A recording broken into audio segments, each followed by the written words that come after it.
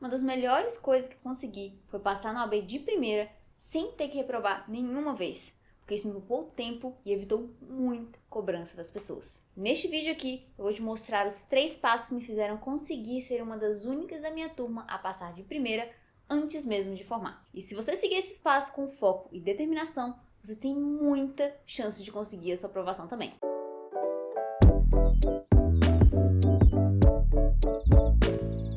Eu sempre enxerguei a minha aprovação no OAB como um resultado de um processo. É tipo receita de alguma comida. Se você sabe os ingredientes que precisa usar, sabe como usar esses ingredientes da forma certa, sua chance de ter o resultado que você queria é enorme. No caso do OAB, eu percebi que eu foquei em 3 coisas que pouca gente da minha turma focou. E foi justamente isso que fez que eu conseguisse a minha aprovação, enquanto a maioria da turma reprovou. Então, antes de explicar essas 3 etapas, dá uma pequena ajuda. O YouTube só entende que esse vídeo foi criado para te ajudar quando ele recebe um like e você se inscreve no canal.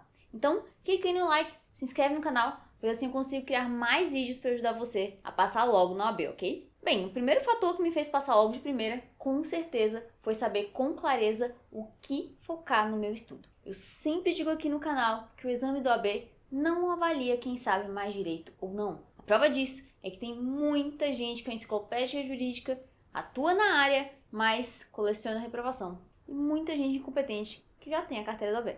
O motivo disso é que o exame só mede se você realmente sabe responder aqueles assuntos selecionados que estão ali presentes na prova. A OAB não vai cobrar de você 5 anos de direito em 80 questões. Ela vai cobrar algumas coisas desses 5 anos, e se você sabe o que são essas coisas, você tem muito mais chance de dominar esses assuntos e ter uma pontuação melhor lá na prova. Eu mesma tinha 2 a 3 horas no dia para estudar, mas quando analisei as provas passadas, eu identifiquei o que eu precisava focar e também uma porrada de assuntos que eu nem precisava tocar durante o meu estudo. E aí, eu consegui usar essas 2 a 3 horas de estudo no dia para dominar esses assuntos. O resultado disso já foi algo que eu até gravei um vídeo aqui no canal.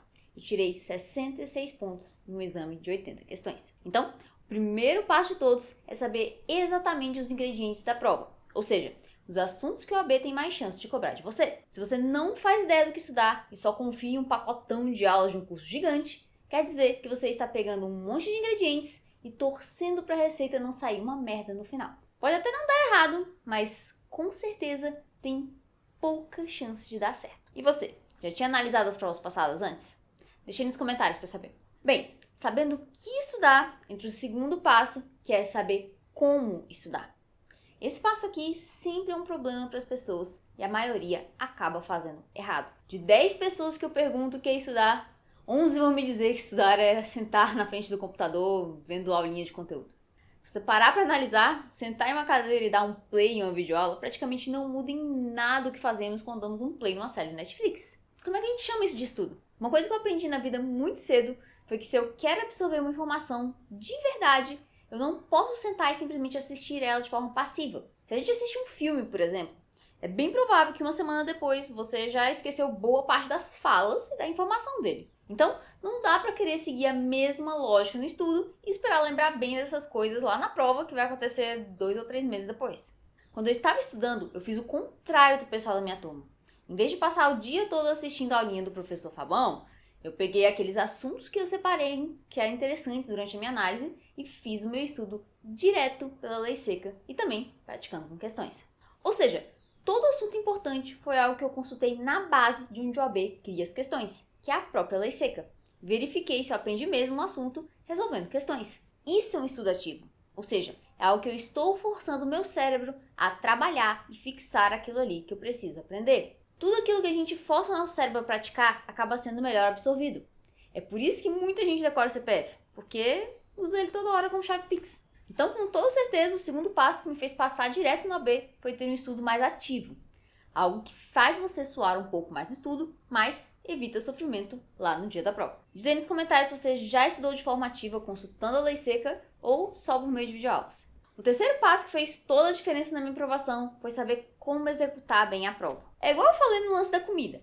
Se você tem os ingredientes e as instruções de como fazer, agora você precisa efetivamente saber como aplicar isso e transformar no prato que você queria. No caso do AB, não adianta nada você ter toda a informação importante na cabeça. Se você não conseguir passar isso para o papel, você vai acabar reprovando do mesmo jeito. Esse é um problema que atinge muita gente. A pessoa sente estar bem preparada, Vai pra prova, se ferra no exame, quando sai da prova, sente que conseguiria ter passado se não tivesse vacilado em alguma coisa lá na hora da prova. Para evitar isso, você precisa praticar a execução da prova antes de ir para ela. Ninguém pula na piscina sem saber nadar, querendo aprender a nadar no meio do caminho. Então procura fazer isso. Então, se você vai fazer uma prova assim, você precisa treinar isso antes em casa para ver se você tem alguma dificuldade com o tempo ou com a marcação de questões. Se você praticar a prova antes em casa, você ainda terá tempo para consertar alguma dificuldade sua e evitar que isso te atrapalhe no dia da prova. Eu mesma simulei a prova como se estivesse lá no dia, reservei 5 horas, peguei uma prova passada e tentei fazer nesse tempo sem interrupções. Ali eu já identifiquei algumas coisas que eu poderia melhorar em termos de como marcar a prova e ganhar tempo.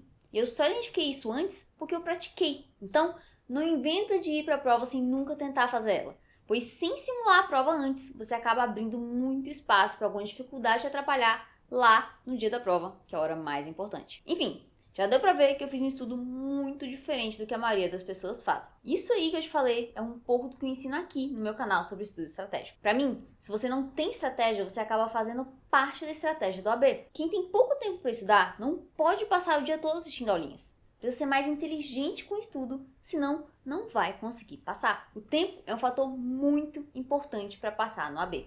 E se você não for estratégico e focar apenas no que tem mais chance de cair, é bem provável que você não vá conseguir estudar a tempo. A aprovação no AB tem muito mais a ver com saber o que focar e como estudar do que engolir conteúdo até cair de sono. Se você quiser entender um pouco mais sobre a minha forma estratégica de estudar, vou deixar um link da uma aula completa de estudo estratégico aqui na descrição. Lá na aula você vai entender como muita gente com múltiplas reprovações conseguiu vencer a prova estudando até menos do que tinha estudado antes. Fico muito grata por você ter me acompanhado até aqui e a gente se vê em outros vídeos aqui no canal ou lá na minha aula de preparo estratégico. Até mais!